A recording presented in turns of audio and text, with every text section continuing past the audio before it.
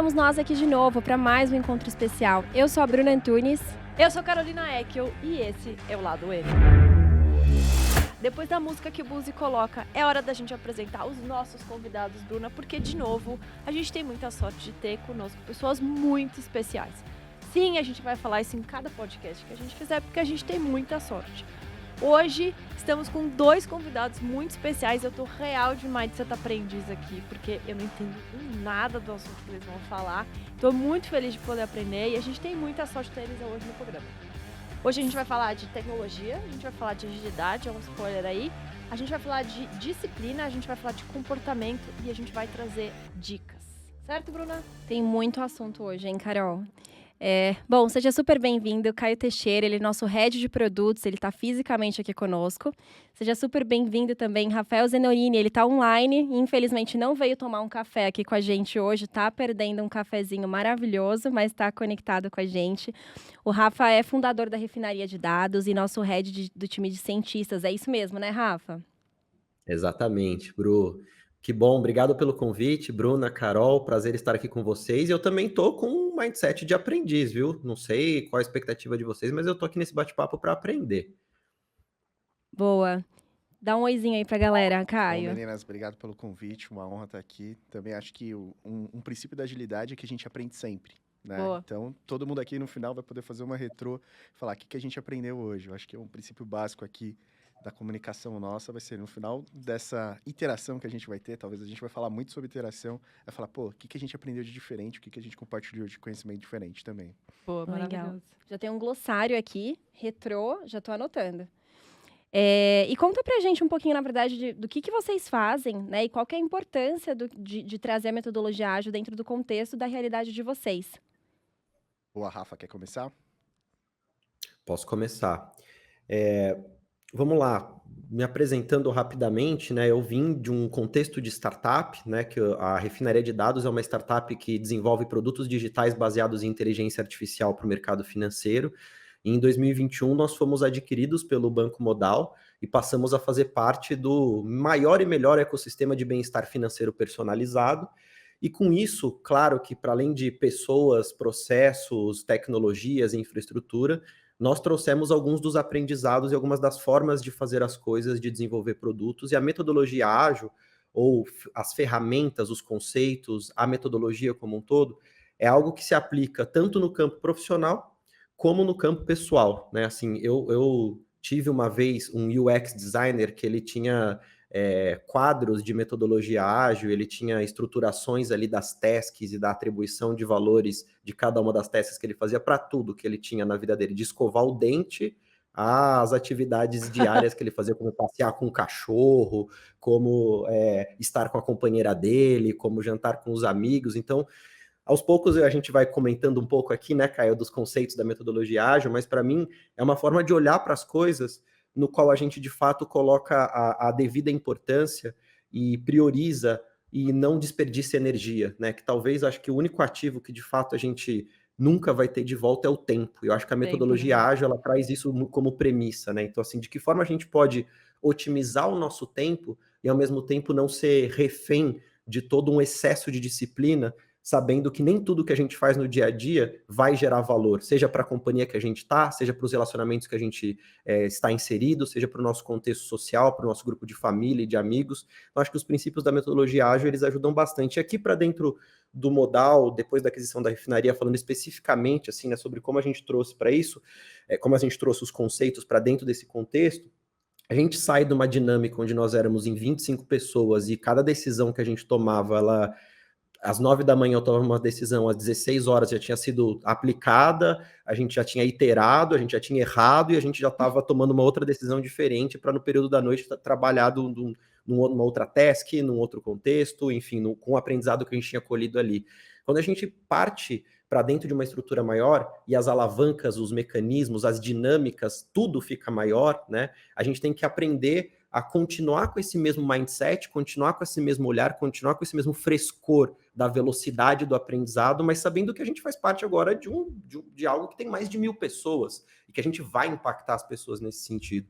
E com isso, acho que o grande conceito que a gente trouxe, né, para dentro do time de dados e mesmo a refinaria de dados como unidade de negócios, é de fato a gente ser muito austero, e com todo cuidado aqui em relação à palavra austeridade, mas ser muito austero e muito disciplinado em como que a gente mede o que a gente faz e como que a gente gera evidência do que a gente faz, porque afinal de contas, falar de dados, de tecnologia, muitas vezes é pouco tangível, né? É pouco palpável para as pessoas. Então, algo que a gente conseguiu implementar, e de fato eu estou muito orgulhoso do que a gente fez com o time por aqui, desses processos que a gente implementou e que de fato tem esse pano de fundo das metodologias ágeis, é que hoje a gente tem muita visibilidade sobre tudo que todo mundo faz e ao mesmo tempo isso diminui o microgerenciamento. Olha que maravilhoso.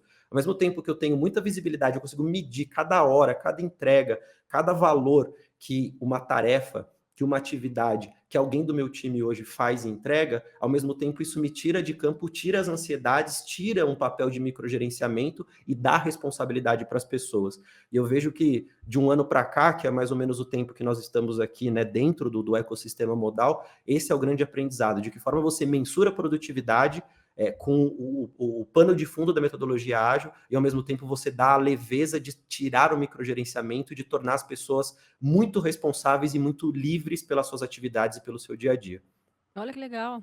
Tem um outro olhar, né, da gente e a gente como gestor ter o olhar nas pessoas enquanto as coisas estão andando, mas sem sair entrar no microgerenciamento, né. Acho que tem esse olhar bacana também, né, Rafa.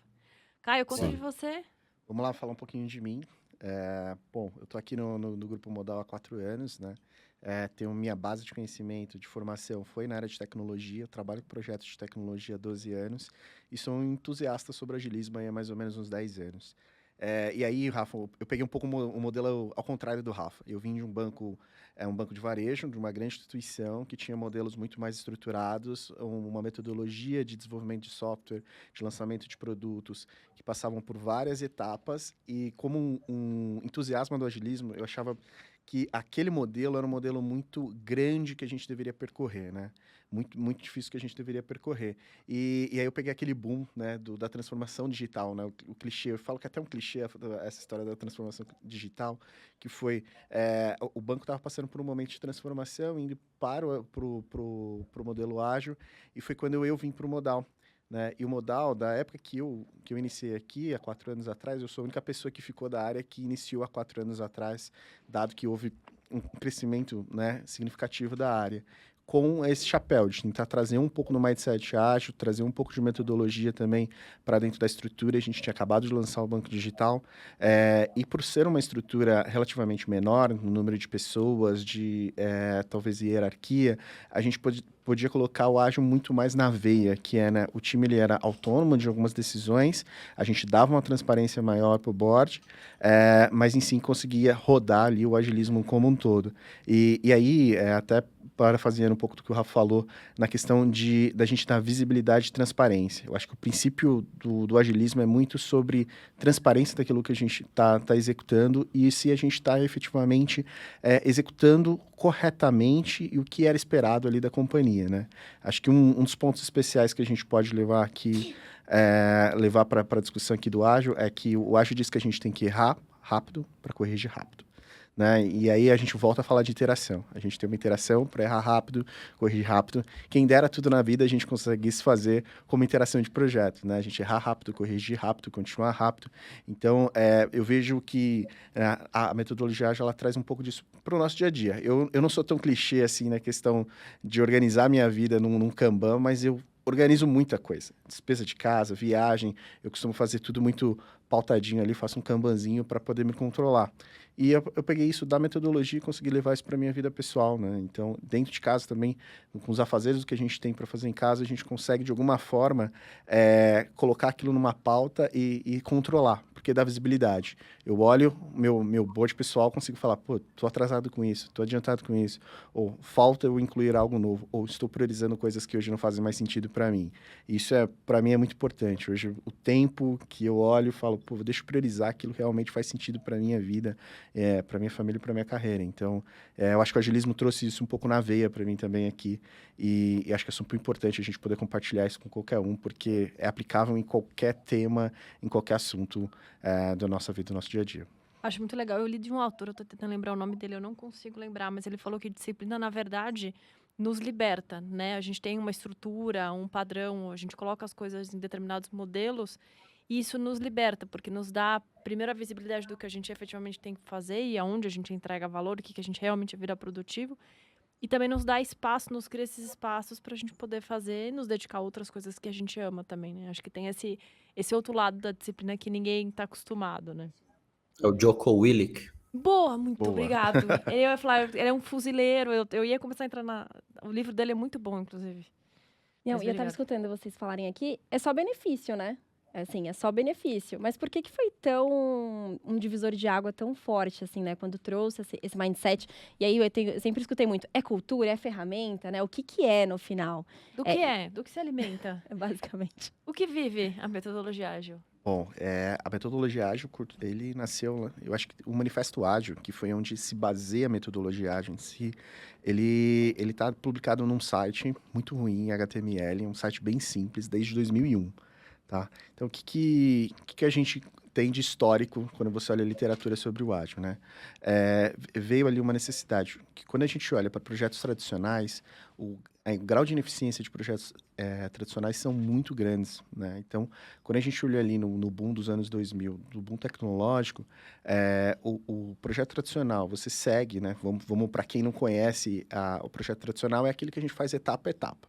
Então, quando a gente está falando no desenvolvimento de software, eu falo de uma ideia, de uma especificação, de uma análise técnica, de uma codificação, teste e colocar em produção. Então, dependendo da complexidade desse software, esses projetos levavam muito tempo e o seu grau de eficiência era baixo, né? E o Manifesto Ágil, ele veio meio que para quebrar esse paradigma, para dizer que, cara, muito mais importante do que uma documentação que você gasta muito tempo fazendo, é um software funcionando, que é o que entrega valor para o cliente. E aí a gente começa a entrar um pouco na questão do cliente-centrismo, de pôr o cliente, pôr o produto final, pôr o produto funcionando, o software funcionando na ponta como efetivamente é uma entrega de resultado, né? Então, no Manifesto Ágil, ele tinha quatro pilares, né? 4 fundamentos, que era os indivíduos e interações como base, né? Acima de processo. Então, ele fala muito sobre pessoas, sobre cultura, sobre eu saber lidar com o time ser autogerenciável, né? Então, para mim, o agilismo está muito mais ligado a como a gente compra essa cultura, né, no dia a dia, de como que o time se autogerencia, né? O Rafa, eu acho que com o time da refinaria, talvez tenha até uma visão até maior, porque você consegue, em um time só, ver todo o negócio, né, Rafa? Assim, um time que eu digo, um grupo de pessoas, você consegue ver todo o negócio. E você, tendo um time que ele é autogerenciável, que ele participa por interações, que ele é transparente, para mim isso é um fator cultural que a gente consegue entregar mais resultado para o nosso cliente lá na ponta, né? Só complementando também aqui um pouco dos fundamentos do agilismo, né? O software funcionando acima de tudo, que é um fundamento do agilismo. Então, cara, importante é no final do dia, a gente trabalhou e entregou algo que funciona, que gera valor, que gera resultado A para a gente se companhia. apaixonou pela solução, pelo problema, não pela solução, né? É isso. E a colaboração com o cliente. Então, é o Legal. cliente no centro, é o cliente, é a gente olhar para realmente como que eu resolvo aquela dor, como que eu resolvo aquele problema, como que eu atendo o meu cliente, né?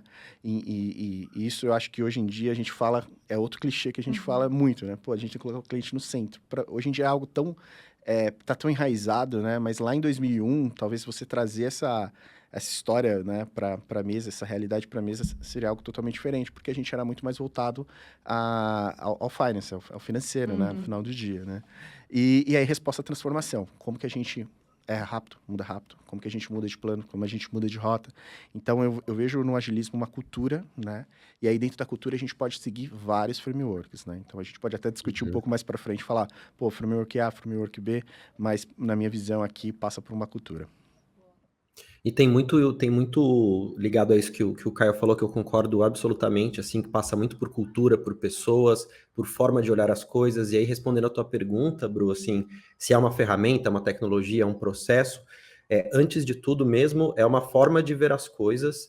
E por que que isso não foi tão óbvio? Ou por que que a transformação e a implementação disso, ela não se dá de maneira tão fluida? Porque é desconfortável.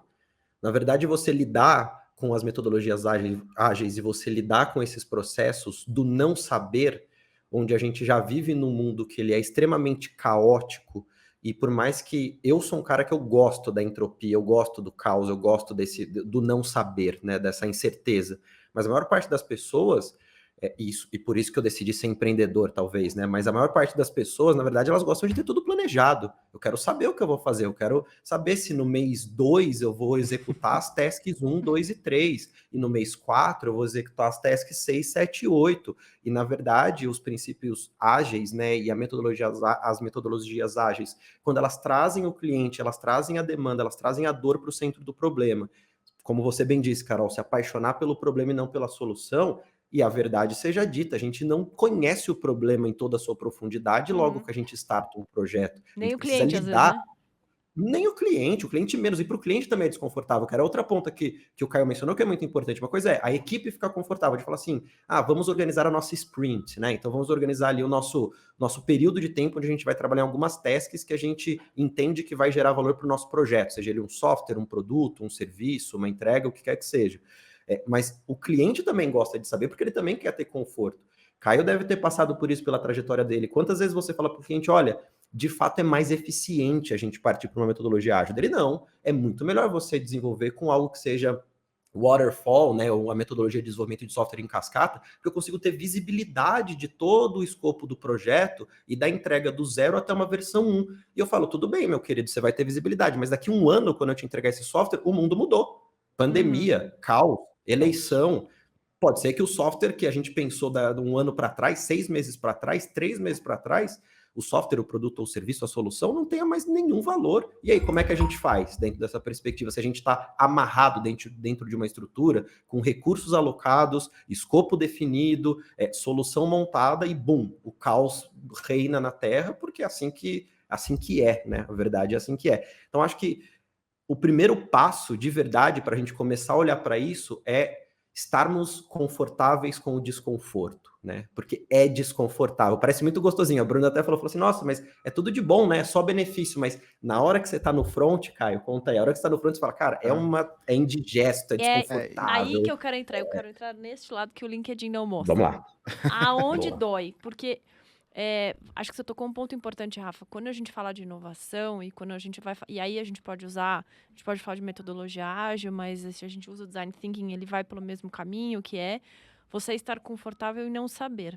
E é isso para o mundo corporativo, para o mundo onde vivemos, é uma quebra muito importante. Porque a gente está acostumado a ser especialista. Então as pessoas têm que vir e ter de você todas as respostas. E você ter coragem de dizer não sei é muito difícil. Você ter coragem de dizer, cara, não faço a menor ideia do que o cliente quer ou como é que a gente vai chegar. Mas a gente vai chegar. Conta um pouco disso, assim, conta um pouco desses tombos. Se vocês já tiveram alguma história em que vocês se viram num momento que vocês não sabiam do briefing ou aonde doeu, assim, conta um pouco desse lado, assim, porque eu acho que é importante a gente mapear e mostrar para as pessoas que, uma vez neste caminho, acho que é meio sem volta, e eu compartilho deste lado, assim, acho que é mais gostoso viver assim, porque, como diria Peter Diamandis, a única constante na vida é a mudança, mas acho que é um lugar que é difícil também, então não dá pra gente achar que é só flores, né? Na época da refinaria, para contar histórias de startup e empreendedores que também...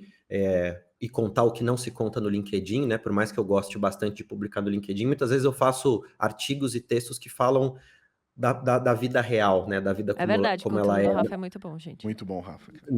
Não dos Espaço Pronto, do do não, Jabá Jabá. é depois, gente, depois. bom, depois a gente faz. Eu convido todo mundo toda quinta-feira às 19 horas, uma live. Mas Chama brincadeiras a à gente, parte, né? sim. Cara, É. vamos fazer... É muito interessante isso, porque, de fato, para além dessa questão do desconforto, e que parece bonito, né, quando você olha de fora, mas quando você está lá dentro do olho do Uhum. furacão, ela é muito, muito difícil. Para uma startup, ainda tem um fator adicional que é a escassez de recursos, né, de fato. E a escassez de recursos é gente, é dinheiro, é tempo. Tempo. E na época da refinaria, o que, que a gente fazia que era muito desconfortável e que tem tudo a ver com metodologia ágil. E quando eu falo isso para algumas pessoas, para alguns empreendedores que hoje eu tenho a sorte de ser advisor, tenho a sorte de ser mentor, eles falam, Rafa, você tá maluco, não tem como fazer isso. Eu falo, tem, gente, e a forma, de novo, é a forma mais eficiente de fazer as coisas. Na época da refinaria de dados, antes da aquisição do Modal, quando a gente estava no nosso processo de crescimento e de escala, eu cansei de vender coisas que a gente não tinha pronto. Cansei de fazer isso. Então, eu ia até um cliente, entendia qual era o problema que ele tinha, pensava numa solução baseado na nossa expertise, no que a gente tinha como toolkit, né, como caixa de ferramentas, como, enfim, embrião de uma tecnologia, e falava, tá bom, a refinaria de dados é capaz de fazer. Eu voltava para o escritório, sentava com o meu sócio fundador, o Gregório Gomes, que também está aqui hoje no Modal, né, como head de engenharia de dados e como CTO da refinaria, e falava, Gregório, vendi, cara. E agora nós temos que fazer, porque né, já está vendido o projeto. E é muito louco, porque você fala, cara, você é muito louco. E sabe o que é o mais impressionante de tudo isso, gente? Que essa é a parte caótica, porque eu voltava de uma reunião de um cliente para o escritório da refinaria, todo mundo já se segurava na cadeira e ficava em pânico. Falava, nossa senhora, pelo amor de Deus, o que o Rafa vendeu dessa Qual foi a vez? ideia O de que hoje? nós vamos ter que É o fazer? Caio levantando a mão aqui. Tipo isso. O Rafa perdeu a piadinha tipo, interna aqui, mas é que aconteceu foi aqui. mal, gente. Exatamente isso, Rafa. O quê? Conte. Exatamente esse contexto que você trouxe aconteceu aqui um pouquinho antes. Ah, A boto gente fé. vai Porque chegar. é isso, assim, gente. E terminando assim a história, assim, né, eu entrava no escritório, causava, né, o terror nas pessoas, porque daí todo mundo ficava, meu Deus do céu, como é que nós vamos entregar isso? A gente se organizava, priorizava, e aí, como os recursos eram escassos, a gente não tinha escolha. E sabe qual que é o mais bonito? A gente nunca atrasou uma entrega e um prazo para um cliente, mesmo muitas vezes não tendo nada da tecnologia que eu vendi. Por Legal. quê? Porque daí é priorização, porque daí a gente deixa de perder tempo. Eu acho que uma coisa que a gente tem que aprender muitas vezes, estando dentro de uma grande corporação, é que a gente tem que ter a mesma mentalidade de uma startup, o mesmo nível de comprometimento, responsabilidade, senso de dono, senso de a gente não tem tempo a perder, porque a gente não tem tempo a perder, gente, sabe? Assim, o meu tempo não pode ser mal colocado, não é porque a minha hora é cara, é barata, é porque a vida de todo mundo aqui é valiosa, né? Essa hora aqui que a gente está gravando esse podcast, a gente podia estar fazendo N outras coisas, e a gente está dedicando aqui. Então, quando a gente traz esse senso de urgência e esse extremismo, que ele é dolorido, mas que ao mesmo tempo traz um nível de priorização extremo, e que as pessoas não têm tempo para fazer outras coisas e para fazer pausas desnecessárias, ao mesmo tempo manter outras agendas, você acaba que consegue entregar mais em menos tempo, que até um dos grandes livros, das grandes literaturas ali que vem da metodologia ágil também, que é do Jeff Sutherland e do J.J. Sutherland, né, que é a arte de fazer o dobro em metade do tempo, né, que depois a gente vai para a série das dicas de livros, mas esse é um grande livro que fala exatamente sobre isso, né, na escassez de recursos e na hiper priorização e na hiper responsabilização, eu consigo entregar mais e entregar o que de fato gera valor. Eu acho que na nossa lógica de startup foi essa cultura, esses processos que de fato tornaram a refinaria de dados valiosa, muito mais do que a tecnologia que a gente desenvolveu até a nossa aquisição, até a gente fazer parte do Modal. E aí, Rafa, eu acho que o que a gente pode citar também é trazer essa mentalidade para dentro de empresas mais estruturadas, né? Uhum. Pessoas que têm um mindset que não eram do agilismo, trabalharam sempre em projetos no modelo tradicional. Como que eu trago isso, né? Então, eu acho que quando a gente pode trazer exemplos de quando o Modal, depois do lançamento do Banco Digital, começou a fazer lançamento de produtos e serviços, que a gente chegava e falava assim, qual é o MVP? Isso é uma pergunta muito difícil, né? Que talvez numa startup, você sabe qual é o seu MVP porque você tem uma restrição de recursos, você tem uma restrição de escopo. Mas quando você vem para uma empresa mais estruturada, que tem talvez ali um caixa maior, que pode investir, mas qual é o MVP? Né? Eu quero um produto com 12 funcionalidades, mas o meu cliente precisa de 12 funcionalidades. Né? Então, eu acho que o agilismo ele traz também uma responsabilidade muito grande para o tomador de decisão. tanto o tomador de decisão do ponto de vista estratégico até o time, né? Porque eu falo assim, eu trabalho por interação, eu trabalho por menores ciclos de projeto. Eu preciso saber o que é o mínimo, o que você espera do mínimo para a gente entregar. Talvez eu acho que o grande papel que a gente teve, a gente mercado de agilismo nos últimos anos, foi fazer as perguntas certas, sabe? Do tipo, cara, o que vai mudar o resultado? O que vai mexer o nosso ponteiro? Qual que é o nosso MVP, né? Eu lembro que quando eu cheguei no Modal, o primeiro produto que eu atuei foi o produto de cartões. E a gente utilizou uma metodologia de priorização chamada Moscow, né? Que você falava qual que é o nosso nice to have, most have. Cara, era uma coisa muito engraçada, porque a gente sentava com o time de negócios, olhava ali para as funcionalidades e falava, "Putz, o que é o mais importante para a D0? O que é mais importante para D mais um, né? E talvez aí trazer isso para empresas mais estruturadas e falar assim, cara, eu não sei quando eu vou entregar tudo, eu sei quando eu vou entregar isso, eu sei quando eu vou entregar a segunda parte. Eu acho que talvez aí o nosso principal desafio, tem sido o nosso principal desafio dessa, trazer essa mentalidade. A gente precisa fazer pouco, precisa fazer o necessário para poder entregar e saber priorizar, saber fazer as perguntas certas, fazer as entregas que vão realmente mudar o ponteiro do nosso negócio. Eu acho que é fundamental para a companhia.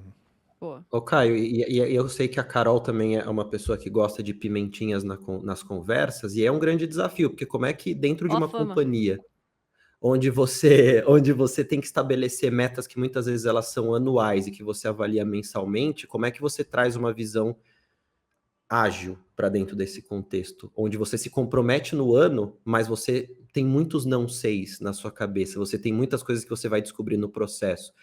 É isso, né, Caio? Eu acho que é um desafio, é um processo, é uma transição, processo. é muita conversa, é muita entrega, é muita geração de valor, mas ao mesmo tempo tem algumas coisas que elas são estruturantes e que elas fazem parte de uma estrutura que é grande e que ela precisa ser assim? Pergunta, precisa ser assim?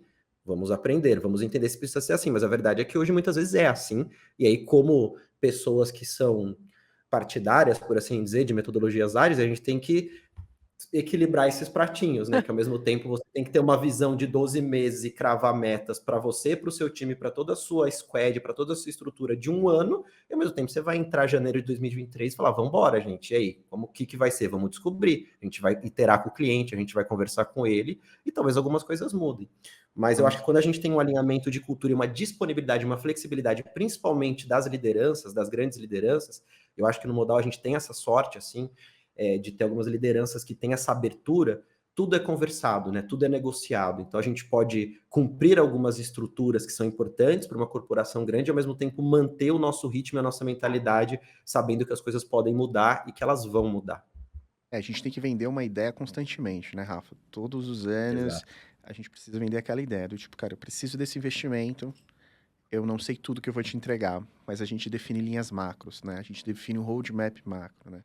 Algo que a gente vem trabalhando aí nos últimos 2 anos, maneira mais forte eu tenho um roadmap específico do ano inteiro. Eu faço o roadmap do ano, depois eu quebro ele por trimestre, depois eu quebro ele por sprint. O que ele mostra? Que eu sei, de um ponto de vista de um ano, de maneira macro que eu quero. Quando eu vou quebrando, eu vou tomando as melhores decisões, porque eu vou fazendo as melhores perguntas. Efetivamente, eu preciso priorizar isso, eu preciso priorizar aquilo. Então, você vai meio que levando o time e levando o próprio negócio à tomada de decisões, né? E aí passa também, talvez a gente ainda está amadurecendo um ponto de como outras áreas enxergam o agilismo, né? É algo que eu sempre brinco. Quando a gente vai ali planejamento financeiro, né? Cara do financeiro é mês e prazo, né? Ele fala assim, eu falo, não, mas eu trabalho por sprint, calma aí, não é bem assim. E aí é um trabalho que a gente vem fazendo ali de tipo, não, ó, a gente tem que pensar que a empresa adotou um modelo de trabalho em metodologia ágil, né? Mas existem projetos que a gente tem que trabalhar no modelo tradicional? Existem, né? Não tem certo, não tem errado. Claro. Acho que nada na vida a gente tem certo e errado, a gente tem que entender ali o momento. Quando você vai trabalhar um projeto, por exemplo, a regulatória que a gente está falando há pouco, pô, dependendo do projeto, se você não fizer da maneira tradicional, você pode ter um problema muito maior por uma questão de controle.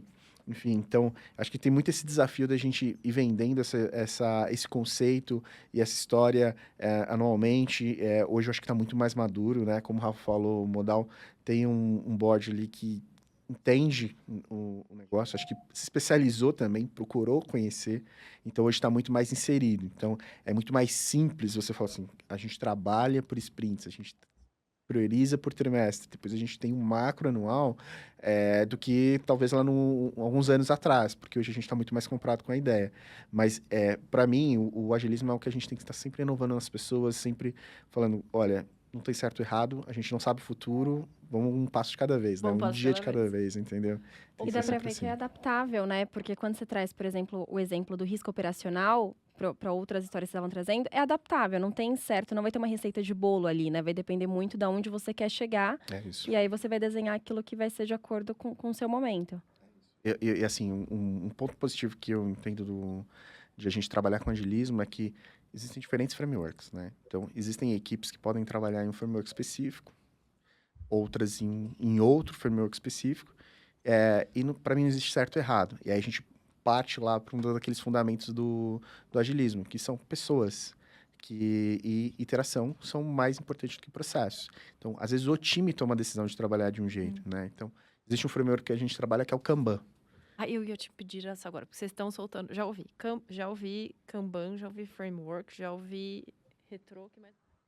MVP. Um glossário inteiro. Ou um glossário. Será que você consegue dar um exemplo, assim, começo, meio e fim, de um projeto num framework usando metodologia ágil? Pra gente deixar super claro, assim, pra gente. Bom, vamos lá. Eu ia falar, vamos fazer a festa de aniversário da minha filha via metodologia ágil, mas a gente pode arranjar Talvez um exemplo mais corporativo. Talvez o aniversário da sua filha a gente poderia fazer um Kanban, né? Boa. Porque você sabe tudo que tem para ser feito, a Tá. princípio. Esse Você é o sabe de primeiro um macro, ponto. certo? Então, você olha e fala assim, a gente chama de job to be done, que é Tá. o que eu preciso entregar no final. O que é o resultado esperado, certo? Qual que é o resultado esperado? O resultado esperado é que ela fique muito feliz no final. É isso. Então, o que eu Perfeito. preciso para isso? Boa. Eu sei que eu preciso convidar pessoas. A partir de convidar pessoas, o que tem? Convidar pessoas, fazer convite, enfim, mas onde vai ser? Contratar um espaço. Qual vai ser o tema? Você detalha tudo que a gente precisa para Pode ter. detalhar tudo ali e colocar ali num bloco do que eu tenho a fazer, certo? E aí, conforme você vai puxando uma atividade para fazer, você trabalha em cima daquela atividade que você está fazendo. E depois, quando você conclui, você dá o done, que a gente chama, né? É o finalizado, tá? Para mim, esse é o exemplo mais simples. Boa. O que eu tenho para fazer, o que eu estou fazendo e o que foi finalizado. Quando você olha, você sabe, eu estou priorizando o que é mais importante do que tem para fazer? Talvez eu tenha que olhar o que eu tenho para fazer. Se eu tenho 50 atividades, você vai conseguir fazer 50? Provavelmente não. É. O que é mais importante? Talvez reservar o lugar talvez seja mais importante do que, sei lá, comprar o papel do brigadeiro. Vou dar exemplos que a gente pode levar em consideração aqui. E olhar, pô, realmente eu estou fazendo o que é efetivamente necessário? E outra, eu finalizei aquilo que eu tinha para fazer? E aí, do que eu finalizei, o que eu aprendi? Né? Talvez uma das cerimônias que a gente tem no retrospectiva. O que eu aprendi? Eu adoro essa cerimônia. O que eu fiz, né, que tinha importante, né, o que eu aprendi, né, então, acho que isso a gente pode levar para contexto, né, vocês lá em Gente de Gestão, os meninos aqui no estúdio, a gente lá em Tecnologia, pô, desse ciclo aqui, o que a gente aprendeu, o que a gente fez de bom, enfim, então, um exemplo básico de Kanban é isso, o que eu tenho para fazer, o que eu estou fazendo e o que eu E o que eu concluí. aprendi. A Pixar usa essa metodologia, quando ela finaliza cada filme, eles reúnem todas as pessoas e aí eles param para fazer essa análise pós-filme. O que deu certo, o que não foi, o que a audiência adorou, o que não foi, o que funcionou no processo. Eu sou muito apaixonada pela Pixar e qualquer coisa que eles façam, assim. E eu acho que eles também têm um flow, um processo muito interativo. Então, eles trazem todo mundo para contar a história junto. Eles vão testando a história. Eles testam a história em papel antes de colocar para digitalização, enfim. E aí, no final, sempre tem essa reunião de pós-mortem, né? Que eles chamam, para você poder olhar os lessons learned. E os lessons learned aqui, de novo, quando a gente fala, é pro olhar de aprendiz.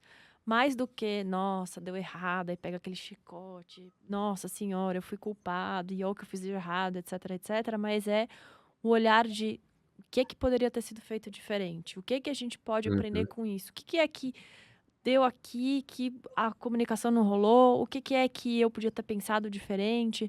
Porque a gente joga muito esse jogo de culpa e a gente perde muito conhecimento no caminho, e a gente perde muito aprendizado no caminho. E quando a gente para olhar, e verdadeiramente para olhar, sem apontar dedos, para olhar para o processo, para olhar para o que foi aprendido, a gente consegue tirar insights muito interessantes. Não só do que deu errado, mas do que deu certo. Então, acho que isso é uma cerimônia que todo mundo consegue utilizar em qualquer área, Ter né? um contexto. Acho que qualquer contexto a gente poderia utilizar. A gente está fazendo avaliação de pessoas, né? Eu entendo que vocês estão fazendo várias. Provavelmente você fez alguma coisa na primeira sessão que você não fez na segunda, que você sabe que com o time A funciona de um jeito, com o time B O time B funciona não de outro. funciona. É simples, é contexto de vida, né? Se a gente levar isso para qualquer âmbito, você vai perceber que no final de um ciclo, você sempre leva um aprendizado, né? E saber tirar a lição de aprendizado é o que faz a gente evoluir. Então, eu acho que um dos princípios que a gente pode trazer do agilismo e que os times conseguem escalar, que os times conseguem evoluir, é olhar para o passado, ver o que que a gente fez direito, o que que a gente errou, o que que a gente falhou, assumir erro, né? Acho que o time E ágil, esse, ele tem que ser capaz de assumir erro, né, Rafa? e é interessante isso, porque isso é um valor assim que as próprias pessoas que participam do processo vão levar para elas, né? Porque o aprendizado que eu colho de uma sprint ou que eu colho ao final de um processo, ele é meu. Eu posso estar aqui no Brasil, no Modal, no Japão, eu vou levar comigo isso, assim. Então, acho que Muito bom. esse processo de acumular valor e acumular esses ativos do aprendizado e de dar espaço para isso também, porque mais uma vez, né, aquelas histórias que o LinkedIn não conta, eu já vi muitas pessoas que são fãs das metodologias ágeis, mas quando chega no processo de retrospectiva, onde você vai olhar para os aprendizados e as pessoas vão se beneficiar daquilo, atropelam esse processo e, isso não é importante, gente, vamos falar agora já da próxima sprint, porque já tem mais coisa chegando, a gente tem mais coisas para entregar. Você fala, não, pensar na próxima sprint é importante e é legal olhar para o futuro, e a gente precisa fazer coisas e as tasks estão aí, né? A to-do, né? O backlog, né, Caio, ele já está cheio e a gente vai puxar muita coisa para to-do, para a coluna do to-do, mas ao mesmo tempo, o que a gente aprende para que nós, enquanto pessoas, enquanto profissionais, a gente saia mais forte, mais sábio, mais interessante, mais sexy depois desse processo?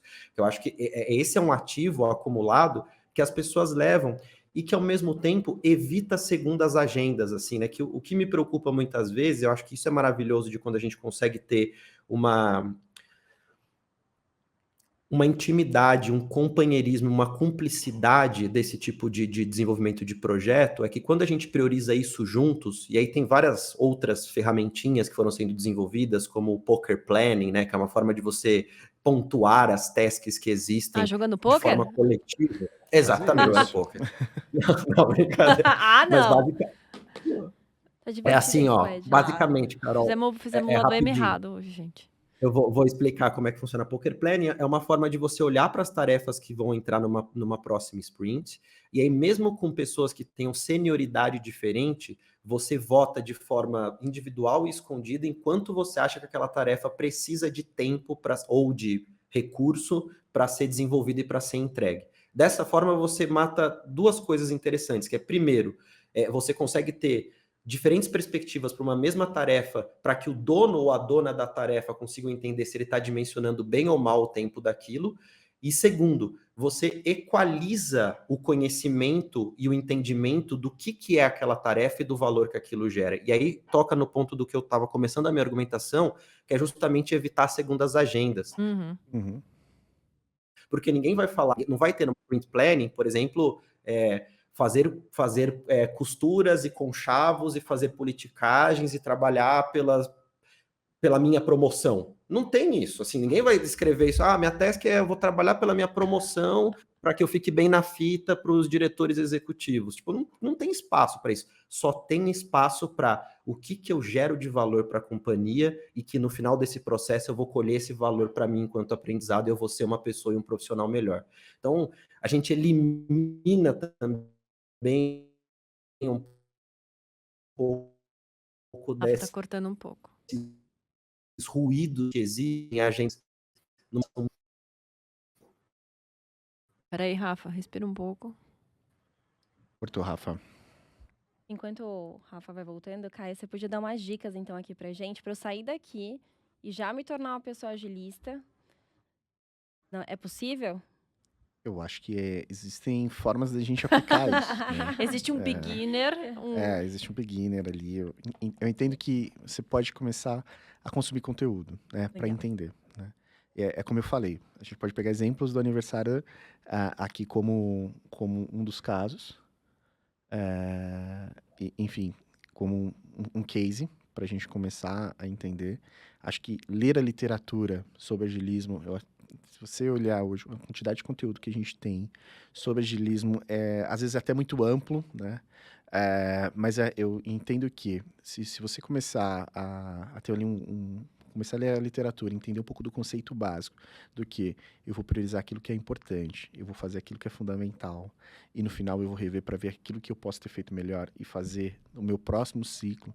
E aí você define ciclos próprios, né? Então vamos supor, lá no time de gente de gestão, né? O que a gente poderia tratar aqui de uma maneira ágil, né? Como que a gente poderia controlar nossas tasks? Eu tenho certeza que devem ter processos e atividades que poderiam ser controlados ali através de um Kanban. E aí o agilismo também não é trabalhar por sprint, eu tenho um software no final. Hoje a gente olha e fala, cara, como que eu consigo gerenciar a nossa equipe de uma maneira clara, transparente, que todas as pessoas elas se sintam empoderadas, participantes daquele processo. Então, você acaba criando um modelo cultural dentro da sua estrutura. Cara, vamos ver tudo que eu tenho para fazer, vamos listar, vamos priorizar, vamos dar nome e vamos acompanhar de maneira transparente. Então, eu entendo que dá para a gente começar a falar, a seguir um caminho do agilismo, talvez em entender o contexto, entender um pouco do que você tem de contexto e como aplicar isso dentro do seu contexto. Posso só pegar um gancho aqui, que acho que é importante? Nós sempre temos algum cliente. Então, e colocar o cliente no centro e entender o que é que você gera de valor para ele. Então, no nosso caso, como agente de gestão, nosso time é o time, são as pessoas. Então, acho que a primeira grande coisa e aí vocês me corrijam se eu estiver viajando aqui, é como é que eu consigo entregar mais valor para o meu cliente e o que ele efetivamente quer, não aquilo que eu acho que ele precisa ou que eu acho que é melhor para ele. Como alguém que trabalhou algum tempo em inovação, que a gente via muito não, mas o meu cliente precisa disso. Ele diz X, mas eu acho que ele precisa de Y. Então, a gente vai por Y. Não. Acho que o primeiro passo é entender o que ele efetivamente precisa, qual é a dor dele, quais são os jobs to be done dele. A partir disso, definir um briefing, ou ouvir mais, se colocar nesse papel de... E aí, a partir disso, você usa o framework que você achar mais adequado, que seja mais ágil para isso. Mas acho que esse é o primeiro grande passo, né? Que acho que todo mundo consegue captar mais rápido e utilizar mais rápido, independente da área. Certo? Vocês estão me ouvindo? Agora sim, Ouvindo Rafa, bem. você voltou. Boa. Eu não sei em que momento eu parei meu raciocínio, mas eu vou aproveitar esse teu gancho, Carol, e também da pergunta da Bruna, e falar sobre um conceito que eu roubei como artista que sou do Tim Ferriss, que fala Adoro. exatamente sobre o grande dominó, né? Que eu acho que isso é algo muito, muito fácil para qualquer pessoa aplicar e começar a brincar um pouco com o agilismo na vida ou no trabalho, ou na vida e no trabalho.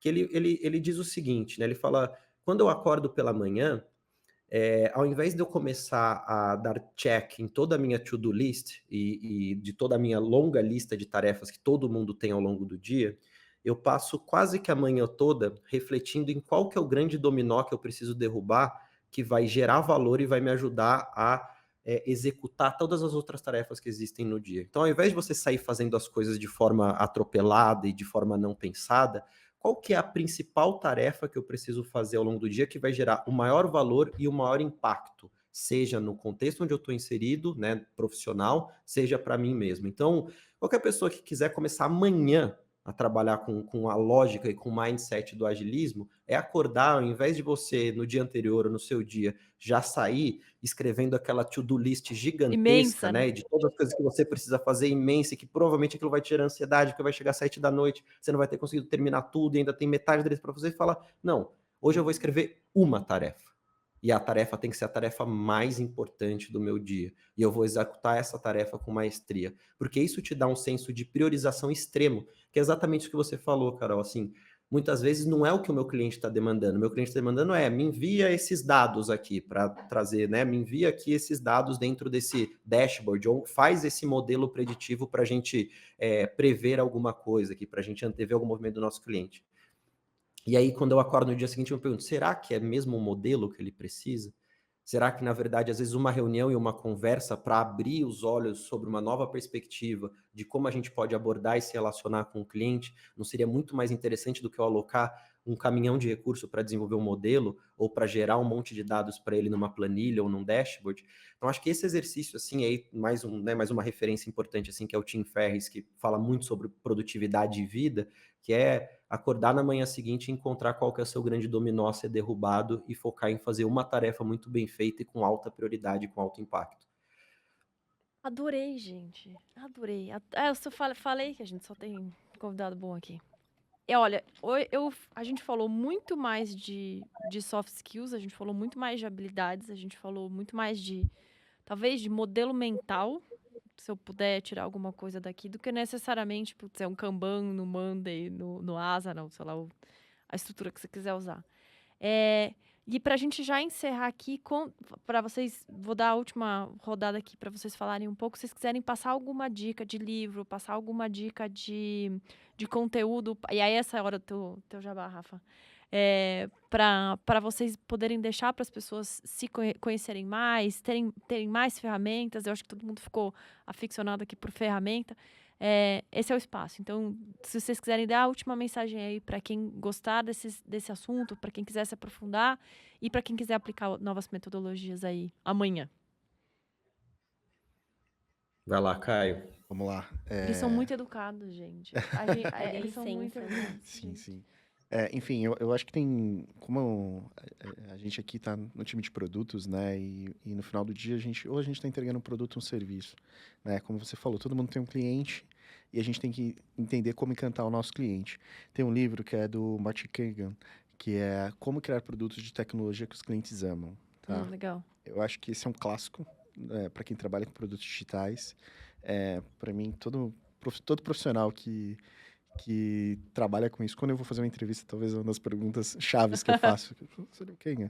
Enfim, e ele foi utilizado ali como base para material aí de muito conteúdo que a gente tem de produtos digitais hoje. Então, acho que é uma super recomendação. Tem um autor brasileiro, o nome dele é Diego Lelis.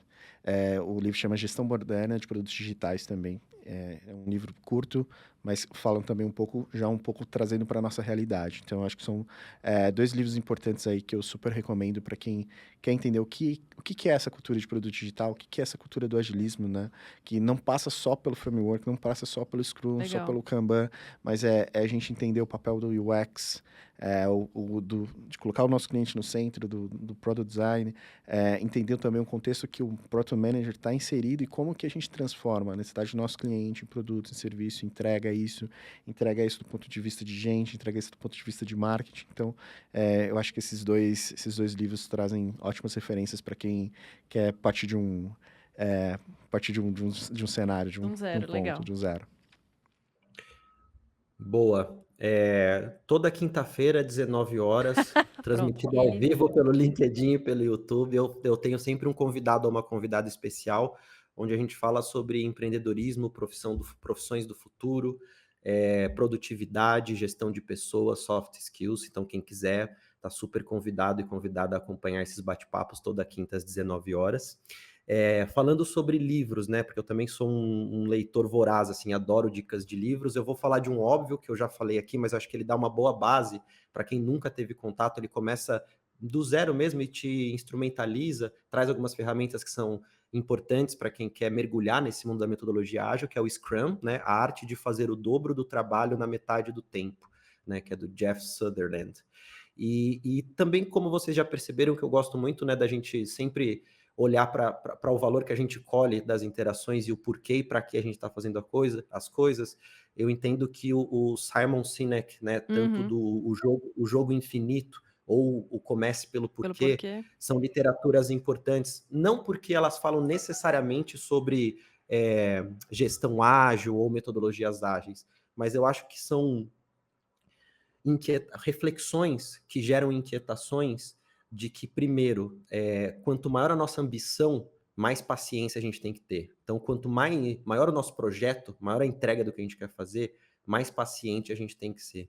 E que, na verdade, o jogo, muitas vezes, quando a gente olha para a visão de longo prazo, é um jogo de infinito que a gente está jogando. E quando a gente joga as questões para o jogo do infinito, para uma visão de tempo mais ampla, e a gente entende as pessoas que estão envolvidas naquele projeto, naquele processo que a gente está envolvido, a gente muda um pouco as nossas perspectivas curto-prazistas e as nossas ansiedades em relação ao que é valor e o que é entrega. Porque isso é muito subjetivo muitas vezes, né? O que é valor e o que é entrega para alguém. O que pode ser algo de muito valor para mim, como uma conversa, uma escuta, um diálogo, para algumas pessoas pode ser bullshit, né? Pode ser desperdício de Uhum. tempo. Então, eu acho que também trazer essas reflexões, e também já falei do Tim Ferriss aqui, que eu acho que o podcast dele, todo O o conteúdo que podcast ele dele é gera é super maravilhoso interessante. e É os maravilhoso, e-mails né, deles, Carol? os e-mails deles são maravilhosos também. Que As são dicas do Ultra ferramentas, Sexta-feira. exatamente, são ferramentas, são hacks, são coisas gostosas de consumir, assim, conteúdos gostosos de consumir, assim, mas eu acho que se eu pudesse dar uma última dica, assim, em relação além dos conteúdos, e que eu sempre falo sobre isso, que por mais que a gente tenha essa ansiedade de que o mundo muda e que a gente vive em pleno caos, a gente sempre precisa trabalhar escuta e presença, né? Então, acho que se a gente pode priorizar uma tarefa e se a gente conseguir na próxima reunião estar muito presente, escutar de forma com muita qualidade o que o outro, o nosso cliente, a outra parte, o stakeholder, o nosso companheiro, a nossa companheira, eu acho que a gente já sai na frente de muitas pessoas. Maravilhoso. Bom, obrigada, Rafa. Obrigada, Caio, por terem priorizado estar aqui, por ter reservado esse tempinho aqui com a gente. Eu coloco vocês à disposição também, se a galera quiser continuar esse papo, A gente além faz dessa isso, tá? dica. A gente faz isso.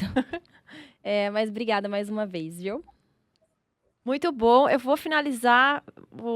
Rafa, você me inspirou aqui. O Simon, esses dias, ele soltou um videozinho dele no LinkedIn, dizendo, no LinkedIn não, no Instagram dele, dizendo o seguinte: se você quer ser um melhor, se você quiser ser um melhor líder, seja o melhor líder pensando no seu liderado. Se você quiser ser um melhor gerente de produto, um product manager, seja pelo seu cliente. Seja sempre pelo outro. Então, quanto mais esforço, mais dedicação, se você coloca pelo outro, e se o outro está na tua cabeça, melhor você se desenvolve no caminho, né? Então, acho que esse olhar do outro aqui é o que ficou para mim. E assim a gente finaliza esse nosso lado M, nosso episódio. Muito obrigada a todos vocês que ficaram até aqui. Obrigada, queridos. Esse nosso lado. Então, valeu. Esse olhar do Valeu, outro. tchau, tchau. Esse nosso lado.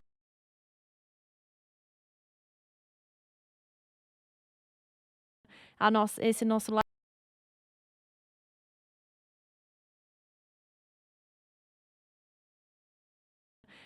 Esse nosso lado.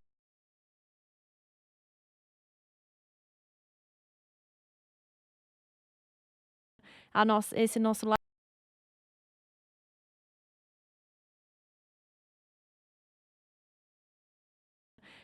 Esse nosso lado.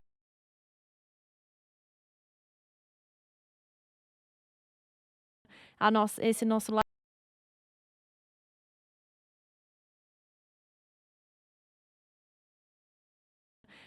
Esse nosso lado.